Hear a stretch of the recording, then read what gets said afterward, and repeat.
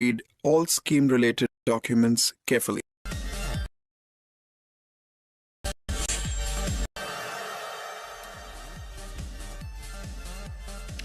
नमस्कार, स्वागत है आपका जी बिजनेस में। मैं हूं दीपांशु भंडारी। हमने देखा है इतिहास में सिर्फ दूसरी बार ऐसा हुआ है जब अमेरिका को डाउनग्रेड किया गया है।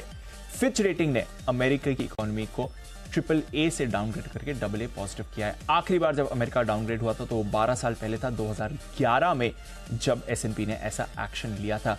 पर क्या होता है ये क्रेडिट रेटिंग? ये जो डाउनग्रेड हुआ है इसका मतलब क्या है, एंड मोर इंपॉर्टेंटली इसके मायने क्या हैं? क्या हो सकता है इसका इंपैक्ट इकोनॉमी पर, बाजारों पर, डेट मार्केट पर और आप पर? ये सारी चीजें समझने के लिए हमने आपके लिए तैयार करी है ये खास रेटिंग डाउनग्रेड की पाठशाला, जिसमें अनिल सिंघवी, जो जी बिजनेस के मैनेजिंग एडिटर, हमें समझाने वाले हैं कि ये रेटिंग काम कैसे करती है, होती क्या है, और ये जो डाउनग्रेड हुआ है ये एक्चुअली मतलब क्या है इसका, और हमारे पर इंपैक्ट क्या होगा।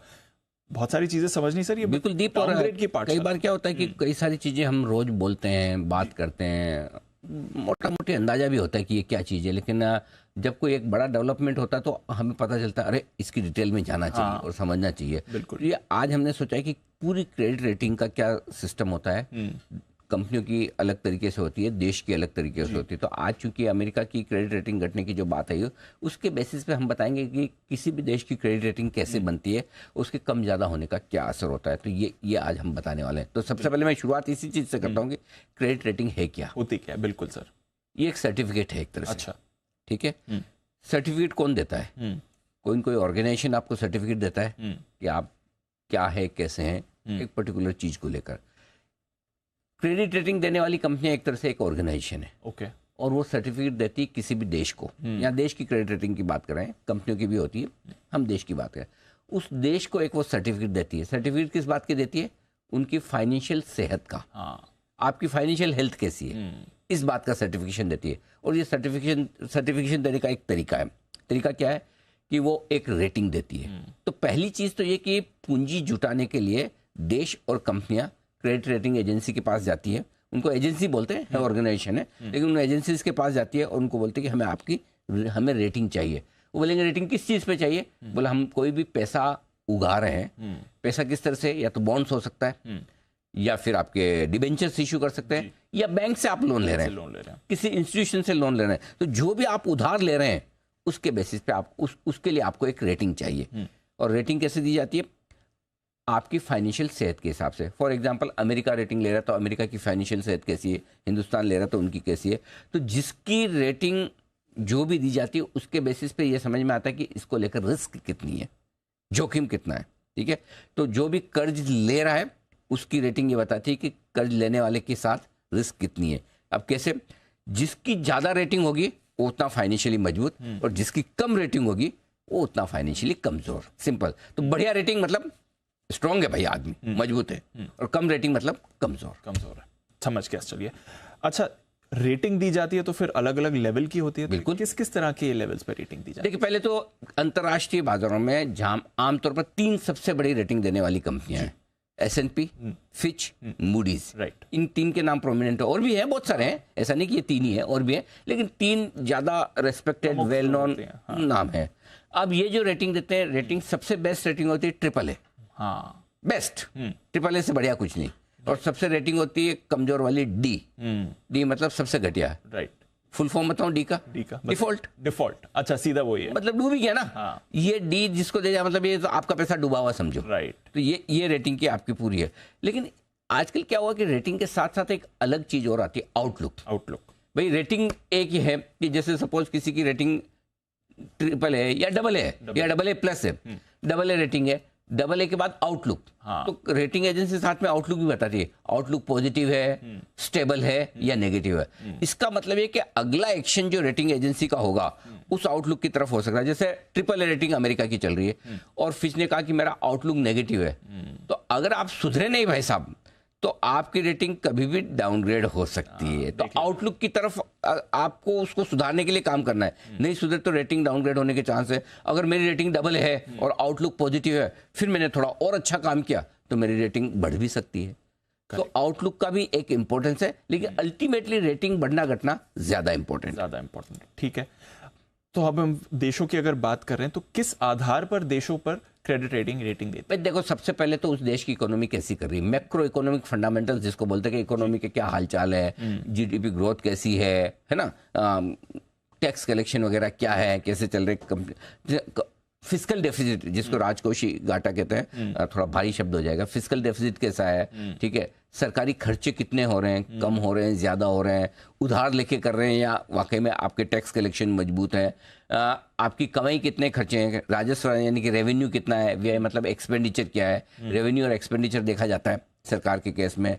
इसके अलावा आपने कितना कर्ज ले रखा है एज अ कंट्री, हाँ, कितना लोन ले रखा है, लोन के सामने आपके पिछले पेमेंट आपने टाइम से दिए कि नहीं दिए, या डिफॉल्ट भी किए। कई सारे देश डिफॉल्ट कर जाते हैं ना, जी, ज्यादा दूर देखने की जरूरत नहीं, अपने आसपास में ये है लाइव एग्जांपल। हाँ, कोई श्रीलंका पाकिस्तान जैसे देश हैं जिन्होंने डिफॉल्ट किए ही हैं। तो इस तरह के कितना कर्ज ले रखा है, पिछला ट्रैक रिकॉर्ड क्या है, डिफॉल्ट तो नहीं किया है। और उसके साथ ये तो हो गया अभी प्रेजेंट और पास्ट, लेकिन इसके साथ साथ रेटिंग एजेंसी जब रेटिंग देती है तो फ्यूचर भी देखती है, कोशिश करती है कि आगे फ्यूचर के लिए इकोनॉमिक आउटलुक क्या है, तो इन सबके बेसिस पे क्रेडिट रेटिंग दी जाती है। इसकी जरूरत क्या है, मतलब इंपॉर्टेंस क्या है फॉर कंट्री? तो कंट्री होती है सर, उन्हें क्यों फिर अपनी रेटिंग बात तो सही है, कंट्री के लिए क्यों जरूरत है, पूंजी आपको जुटानी है अंतर्राष्ट्रीय बाजारों से, किसी से भी बाहर से उधार लेना है, वर्ल्ड बैंक, IMF या इंडियन कंपनीज या इंडियन गवर्नमेंट, अमेरिका की कंपनियां, अमेरिका की गवर्नमेंट जाकर विदेशों से पैसा लेना चाहती है, तो पूंजी जुटाने के लिए आपको रेटिंग चाहिए, स्पेशली डेट कैपिटल, डेट लेने के लिए, ठीक है। जितनी ऊंची रेटिंग मिलेगी, मतलब जितनी बढ़िया रेटिंग, ऊंची से मतलब बढ़िया ट्रिपल है, उतनी ब्याज की दरें लगेगी कम। अच्छा, तो बढ़िया रेटिंग, आप मजबूत हो फाइनेंशियली, आपकी कमाई आ रही है, कैश फ्लो अच्छे हैं, आप बोलो भाई मैं स्ट्रांग हूँ, मतलब मुझे पैसा चाहिए लेकिन मेरी चुकाने की ताकत है, राइट, तो ब्याज दरें लगेगी कम। कई सारे बड़े फंड होते हैं, पेंशन फंड्स हो गए, ठीक है, सरकारी बैंक हो गए, HNI, वो जितनी बढ़िया रेटिंग वाले हैं, वो कितने फंड्स आप देखेंगे वो बोले हम AA से नीचे इन्वेस्ट ही नहीं करते, तो उनको बढ़िया रेटिंग वाले बॉन्ड में पैसा लगाने में इंटरेस्ट आता। तो हर आदमी ये देखता है कि अच्छी रेटिंग वाला कौन सा कंट्री है, कौन सा कंपनी है, उसमें पैसा लगाए। तो और AAA रेटिंग जिसको मिल जाए, उस कंपनी की या उसके देश की बॉन्ड्स की लिक्विडिटी भी ज़्यादा होती है, उस पर सबसे ज़्यादा कारोबार होता है, खरीदना बेचना आसान होता है, उसकी डिमांड हमेशा रहती है। करेक्ट, अगर आपको पोर्टफोलियो चेंज करना है तो आप कर सकते हो आसानी से। हाँ बिल्कुल, और कई बार लोग कहते हैं कि भाई अगर मुझे पैसा लगाना है डेट में, तो मैं बेस्ट में लगाऊं ना, वहाँ रिस्क क्यों लूँ, रिस्क लेने के लिए तो इक्विटी मार्केट है, करेक्ट, इसलिए रेटिंग की बड़ी इंपॉर्टेंस है। चलिए, अच्छा फिर समझते चलिए रेटिंग एजेंसी का प्रोसेस समझ गए, फिर ये यूएस को डाउनग्रेड क्यों किया फिच ने? 3 कारण से। पहला तो ये कि भाई बार बार इनका है ना वो कर्ज सीमा, डेट सीलिंग, वो उस पे जाके अटक जाते हैं, और डेट सीलिंग पे मामला अटक जाता है, सत्ता पक्ष विपक्ष, डेमोक्रेट्स रिपब्लिक झगड़ते रहते हैं, सरकार के कामकाज पे असर पड़ता है, काम ठप हो जाता है, फिर नेगोशिएशन करते हैं बार बार। तो ये पसंद नहीं आया फिच को, बोले ये क्या है, हर साल ये नाटक, जब देखो। हाँ, तो ये दूसरा इनका फिस्कल डेफिसिट बढ़े जा रहा है, 3-3.5% की बात करते थे, 6-6.5% की पे आने लग गए, तो वो दूसरा इनको लग रहा है भाई कोई कंट्रोल ही नहीं है अपना, का फाइनेंशियल डिसिप्लिन है ही नहीं है, कितना कमा रहे कितना खर्च करें कोई तो हिसाब रखो जी। और तीसरा उन्होंने बोला कि भाई ये हालत से देख के ऐसा लगता है जिस हिसाब से ब्याज दरें ऊपर है, 2023 के अंत में या 2024 की शुरुआत में मंदी आ सकती है, हल्की फुल्की, भारी नहीं, हल्की फुल्की। तो ये 3 कारण दिए हैं फिच ने अमेरिका को डाउनग्रेड करने के। चलिए, बाकी 2 कारण तो खैर समझ में आता है, बात हो रही, ये कर्ज सीमा वाली बात थोड़ा डिटेल में समझिए, है क्या इनकी कर्ज सीमा? देखो भाई, ऐसा है कि ज्यादातर देश जो डेवलपिंग कंट्रीज हैं, उनके पास क्या है, कमाई है कम और खर्चे हैं ज्यादा, आय कम है खर्चे ज्यादा है, हमारे भी है, बाकी सब बहुत ही कम देश ऐसे हैं दुनिया में जिनके पास आय ज्यादा है खर्चे कम है ना, सरप्लस वाले कम ही हैं। तो अब क्या, अमेरिका भी उसी तरह से, अमेरिका की तो इकोनॉमी पूरी कंजम्पशन बेस है, उधार ले, घी पियो, है ना, खर्च करो खर्च करो खर्च करो। तो अभी क्या, ये जो खर्च है अमेरिका में, जितना उनकी आय है उससे ज्यादा वो खर्च करते हैं, बीच का बचा हुआ पैसा आएगा कहाँ से, उधार लो। तो उधार कैसे, अमेरिका की सरकार बॉन्ड इश्यू करती है और बॉन्ड इश्यू करके उधार लेती है। ओके, अब कितना उधार ले सकते हैं उसकी एक सीमा है ना, कर्ज सीमा डिसाइड की हुई है अमेरिका की संसद ने, ठीक है। अब कोरोना के बाद अमेरिका की कर्ज सीमा हो गई दुगुनी, कितनी, $31 ट्रिलियन, $31.2 ट्रिलियन पहुंच गई है, इतनी कर्ज सीमा हो गई बढ़कर। और उसके बावजूद अमेरिका वाले समझ नहीं रहे, और वो कहते हैं कि जून 2025 तक ये इसी के आसपास रहे, लेकिन हम लोग कोई सवाल नहीं पूछेंगे। अच्छा, हाँ, अमेरिका की सरकार बोलती है कि अगर इसमें कम ज्यादा भी हो जाए कोई बात नहीं, लेकिन जून 2025 तक नो क्वेश्चन आस्क्ड। ओके, तो ये कर्ज सीमा है जो अमेरिका कि संसद ने डिसाइड किया हुआ है कि कितना अमेरिका की सरकार उधार ले सकती है। अगला विवाद अब जून 2025 में होगा। पूरी बात है, पूरी संभावना है। और ये हो रहा है कि हर 2-3 साल में अमेरिका के खर्चे बढ़ जाते हैं, कर सीमा पर उनको लिमिट है वो बढ़ानी पड़ती है, और बढ़ाने के चक्कर में रिपब्लिकन्स डेमोक्रेट दोनों आपस में झगड़ा करते हैं और आपस में गिव एंड टेक वाली रिलेशनशिप है, आप हमारे लिए करो हम आपके लिए करेंगे। और 1960 के बाद अमेरिका में दीप 78 बार 78 टाइम्स ये पूरी बढ़ी है। और कई बार सरकारी शटडाउन से मतलब क्या है कि जैसे कर्ज लिमिट हो गई हिट और नया कर्ज नहीं ले सकते। सपोज आप सरकारी कर्मचारी हैं या आप हॉस्पिटल चला, अमेरिका का हॉस्पिटल है, आप सरकारी हॉस्पिटल है, अब पैसे नहीं आएंगे तो आप कैसे काम करोगे? Exactly. अब आप सरकारी कर्मचारी और आपकी सैलरी नहीं आए 1 महीना, तो आप क्या बोलोगे, मैं क्यों काम करूं? Exactly. है ना? तो ये शटडाउन भी हुआ है कई बार, ये कामकाज ठप, पैसे नहीं है तो काम पैसे नहीं है और आप नया उधार ले नहीं सकते। फिर जो झगड़े टंटे होते हैं इनके आपस में डिसाइड करते हैं, फिर कर्ज सीमा बढ़ती है और फिर पैसे आते हैं। और इसीलिए फिर होता है कि योजनाओं में जो भी उनको फंड की जरूरत होती है उसमें कटौती करनी पड़ती है, चाहे वो डेवलपमेंट के लिए हो चाहे रेगुलर काम के लिए हो। समझ गया सर। अच्छा, ये जो फिर डाउनग्रेड हुआ है कर, हम तो समझ गए कर सीमा क्या है, मायने क्या है, ये जो डाउनग्रेड हुआ है इसके मायने क्या है, ये जरा समझाइए सर। देखिए, डाउनग्रेड के मायने ये है दीप की जो रेटिंग घटी है, इसका मतलब ये कि देश की वित्तीय हालत उतनी मजबूत नहीं है जितनी कल थी। हाँ, ये फिच मान रहा है। सिचुएशन तो सबसे पहले इम्पैक्ट आता है सरकारी बॉन्ड्स पर। ओके। क्योंकि अमेरिका के बॉन्ड्स पर अमेरिका की रेटिंग है ना, और अमेरिका की रेटिंग में क्या होता है, अमेरिका बॉन्ड इशू करता है ना, उनके ट्रेजरी बिल्स होते हैं, गवर्नमेंट सिक्योरिटीज होती है, वो इशू करता है। तो कई सारे इन्वेस्टर्स जिन्होंने अगर डिसाइड करेगा मैं AAA में ही रखूंगा, AA+ हो गए तो वो बॉन्ड से पैसा निकाल सकते हैं, क्योंकि उनकी मैंडेट ही है कि AAA से नीचे हम पैसा लगाएंगे ही नहीं। दूसरा ये क्या, फ्यूचर में कई सारे ऐसे इन्वेस्ट बॉन्ड फंड्स हो सकते हैं जो AAA में ही लगाते हैं, तो वो कहेंगे भाई हम नहीं लगाएंगे, राइट है वो निकाल सकते हैं, और नहीं लगाने वाले भी आ सकते हैं। अच्छा, दोनों तरफ से प्रॉब्लम हो सकती है। ओके भाई, मैंने अगर एक फंड बनाया और मेरा मैंडेट ही यही है कि मैं AAA से नीचे पैसा नहीं डालूंगा, और अगर AAA हो गया तो मुझे निकालना ही पड़ा ना, राइट। और मैंने ये मैंडेट रखा है कि AAA से नीचे नहीं डालूंगा तो नया लगाऊंगा कैसे? अब भले अमेरिका बेस्ट हो, वो अमेरिका को लगता है, लेकिन मेरा भी तो मैंडेट है ना। तो एक फ्लोज पे असर पड़ता है, और कुछ जो फंड्स हैं जिन्होंने इस तरह से किया तो वो अपना एडजस्टमेंट कर सकते हैं। ठीक है।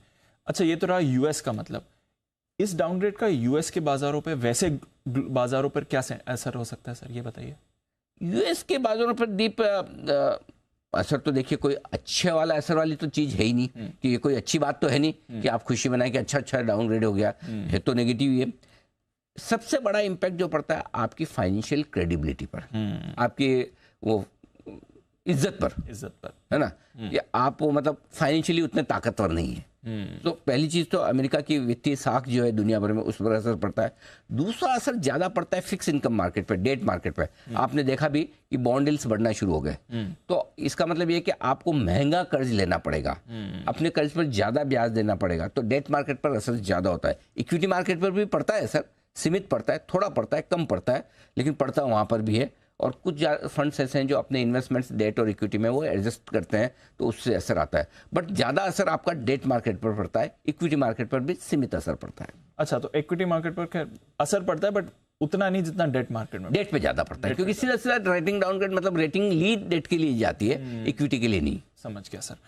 अच्छा, एक फिर इसमें इंटरेस्टिंग बात बनती है सर, आपने भी कहा है, यूजुअली माना भी जाता है, जो ये रेटिंग एजेंसीज होती है ना, ये जो बॉलीवुड में पुलिस दिखाते हैं कि सब कुछ हो जाए उसके बाद एंड में पुलिस आती है, कि लास्ट एक्शन जो होता है, कई बार हमारी भी चर्चा हुई है, वो रेटिंग एजेंसी का होता है। बट इस बार हमने ऐसा नहीं देखा है। 12 साल पहले एस&पी ने किया था, उसके बाद फिच ने किया है, मूडीज ने अभी तक नहीं किया है। तो क्या ये जल्दबाजी है फिच की तरफ से? हाँ, इस बार ऐसा लग रहा है कि बॉलीवुड की पुलिस की तरह नहीं, स्कॉटलैंड यार्ड की तरह या मुंबई पुलिस की तरफ पहले समय से पहले पहुंची, समय से पहले कह सकते हैं। हालांकि पुलिस समय से पहले तो नहीं पहुंचती, अनलेस के अंटिल उन्हें पता है कि कौन कर रहा है, क्या कर रहा है। लेकिन इस बार लग रहा है फिच ने डाउनग्रेड करने में थोड़ी सी जल्दबाजी की, थोड़ी सी जल्दबाजी की। और क्यों की है वो, उसका ये कि जो उन्होंने सबसे बड़ा कारण दिया वो डेट सीलिंग का दिया है। और डेट सीलिंग का कारण है ना, अमेरिका के फाइनेंशियल डिसिप्लिन के साथ साथ पॉलिटिकल ज्यादा है। अगर आपके डेट बढ़ रहे हैं, खर्चे बढ़ रहे हैं, और आपको उसके लिए उधार लेना है, तो डिसाइड कर लो ना बैठ के। डिसाइड सारा करते हैं, हर बार करते हैं। तो अगर समझिए 31 दिसंबर की डेट है, जहाँ डेडलाइन खत्म हो रही है, तो उस दिन क्यों नहीं डिसाइड करते? 3 महीने तक आप क्या कर रहे हो? मीटिंग कर रहे हो, खींचातानी कर रहे हो। तो ये पॉलिटिकल कारण ज्यादा है डाउन। भाई आपकी डेडलाइन आ रही है, उससे पहले ही कर लो ना, लेकिन कर नहीं रहे ना अमेरिका वाले। सो ये फिच का घटाने के पीछे फ्रस्ट्रेशन है। अब बहुत सारे लोग ये बोलते हैं कि पॉलिटिकल रीजन भी हो सकता है, फिच का आउटलुक कोई किसी और पॉलिटिकल कनेक्शन से हो सकता है, किसी और का किसी और से हो सकता है, आई डोंट नो उसके क्या कनेक्शन है, बट इसमें कोई डाउट ही नहीं कि जो कारण सबसे पहले उन्होंने दिया डेट सीलिंग का, इसका मतलब क्लियर कट है कि पॉलिटिकल कारण ज्यादा है बजाय फंडामेंटल के। और फंडामेंटल कारण क्यों कम है उसका बताता हूँ। पिछले साल ऑलरेडी फिच ने वैसे तो आउटलुक नेगेटिव किया था, सॉरी नेगेटिव से बढ़ाकर स्टेबल किया था, ठीक है। फिच का आउटलुक नेगेटिव था और उसको स्टेबल किया, यानी कि आउटलुक एक नॉच बढ़ा है। तो फिर अचानक से डाउनग्रेड कैसे?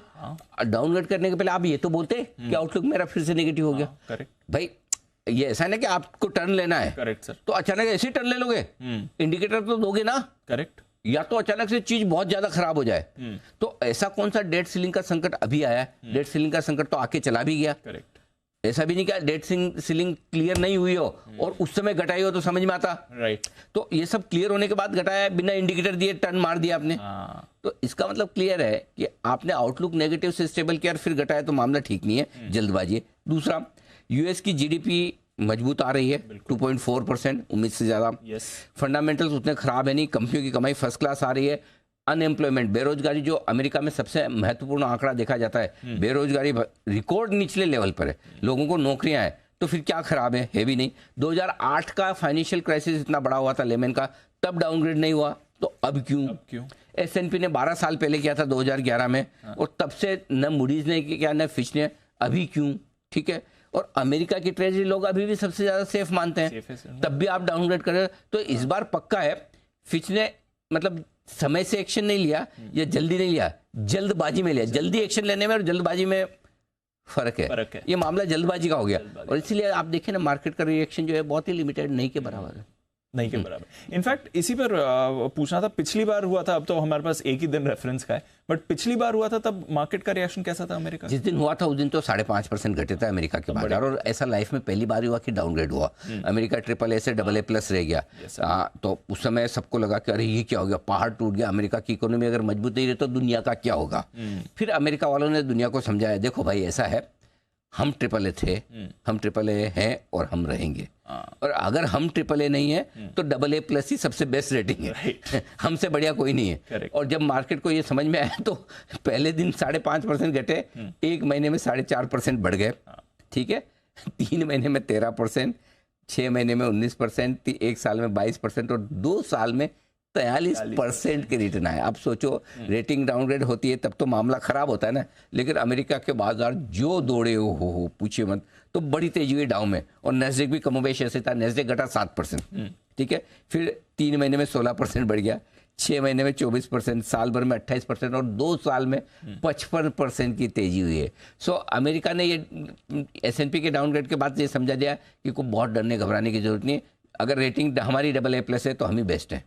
एक तरह से डाउनग्रेड ने बॉटम बना दिया। हाँ, मतलब डाउनग्रेड का मतलब मार्केट जनरली बॉटम बनाने की कोशिश कर देता है, ये कम से कम पिछली बार के एक्शन से तो समझ में आया था। ठीक है सर। अच्छा, एक अब आखिरी और इंटरेस्टिंग चीज बाकी है, हमारे बाजारों का इम्पैक्ट। पहले एक बार बता दीजिए, पिछली बार जब ऐसा हुआ तो हमारे बाजार में क्या था? तो हमने तो तब भी कोई खास ऐसा पैनिक वाला रिएक्शन दिया नहीं। देखो जिसकी रेटिंग घटे वो जाने। एग्जैक्टली। तो हमारे बाजार घटे थे जिस दिन रेटिंग हुई थी, उसके अगले दिन जब हम खुले, हम 0.2% कम हुए निफ्टी पर, बैंक निफ्टी पर 1.25%। उतना रिएक्शन तो इस बार ही दे दिया हमने। तो हमारा रिएक्शन उस वक्त कम था। 3 महीने के हिसाब से हमने रिटर्न 3-3.5% के निफ्टी में बनाए, बैंक निफ्टी में माइनस से 3-4% के आसपास।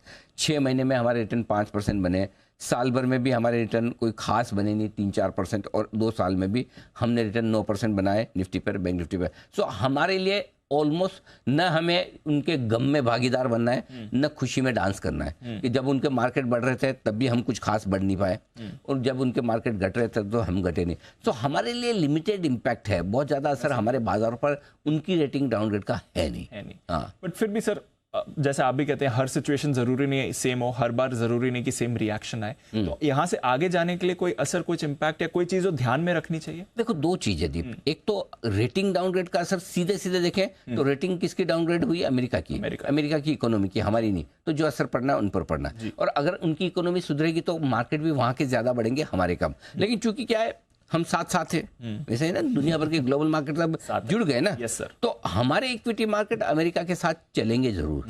2011 में वो कनेक्शन थोड़ा कम था जी। 2023 में थोड़ा कनेक्शन ज्यादा है। तो इस बार हम घटेंगे और बढ़ेंगे साथ में ज्यादा पहले के मुकाबले में। एकदम 1-on-1 करेक्शन, ऐसा नहीं कि 2% अमेरिका बढ़ा तो हम भी 2%, उतना करेक्शन नहीं होगा। लेकिन अमेरिका अगर घटता है तो हमें थोड़ा घटना पड़ेगा, और बढ़ेंगे तो हम थोड़ा ज्यादा बढ़ेंगे। हम ज्यादा बढ़ेंगे उनसे, ज्यादा बढ़ेंगे, घटेंगे कम। लेकिन थोड़ा डायरेक्शन तो हमें भी उनके साथ साथ इक्विटी मार्केट में लेना है।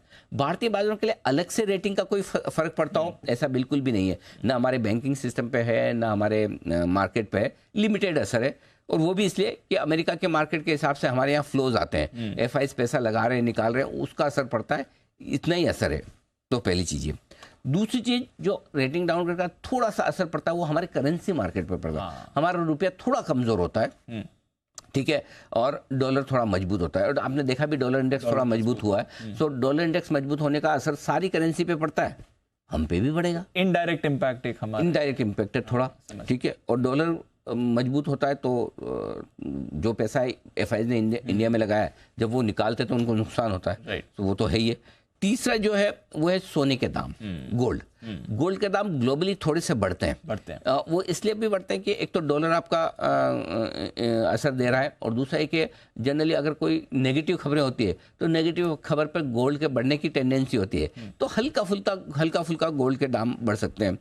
हमारे लिए अगर थोड़ा बहुत अगर नेगेटिव होता है तो थोड़े बहुत बैंक्स के लिहाज से हल्का फुल्का नेगेटिव, वो भी लिमिटेड नेगेटिव है, थोड़ा बहुत उनके सेंटिमेंट के हिसाब से नेगेटिव है, उससे ज़्यादा नहीं। तो भारतीय बाजारों पर असर लिमिटेड है।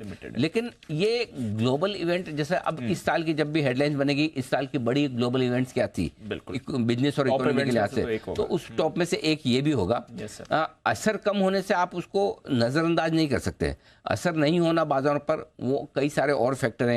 कंपनियां अच्छा कमा रही है, इकोनॉमी मजबूत है, या फिर बाजार का टेक्सचर स्ट्रांग है, बुल रन में है, लोग आज नहीं 6 महीने बाद की सोच रहे हैं कि रेटिंग डाउनग्रेड होने के बाद भी ब्याज दरें तो घटेंगी, ठीक है, हो सकता है घटने लगे हैं, इकोनॉमी और जोश में आ जाए तो वापस रेटिंग अपग्रेड भी हो जाए, यू नेवर नो, ठीक है। तो वो 50 कारण हो सकते हैं, लेकिन मेरे ख्याल से अभी के लिए असर लिमिटेड है। लेकिन ये समझना जरूरी है कि अमेरिका में क्या हो रहा है, क्यों हो रहा है, और दुनिया पर उसका असर क्या पड़ता है। बिल्कुल सर, और इसलिए ये खास रेटिंग डाउनग्रेड की पाठशाला तैयार भी करी हमने। बहुत बहुत शुक्रिया अनिल जी, सिंपल भाषा में समझाने के लिए कि ये सारी फंडा होते क्या हैं जब भी रेट डाउन। बिल्कुल, इसके लिए हमारी टीम परसों रात से लगातार काम कर रही थी। काफ़ी डिटेल डेटा हमने निकाले, सारे निकाल के आपके सामने रखें, ताकि हर रोज कुछ न कुछ आप जो भी करंट अफेयर्स टॉपिक्स चल रहे हैं उस पर नया कुछ समझ सके, जान सके।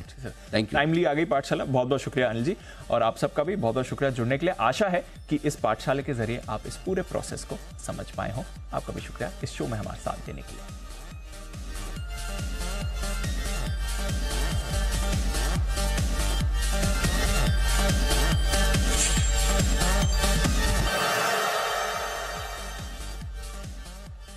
वाह डॉक्टर साहब, आप तो जीनियस हो। अच्छा, क्या आप शेयर बाजार में ट्रेडिंग करते हैं ना?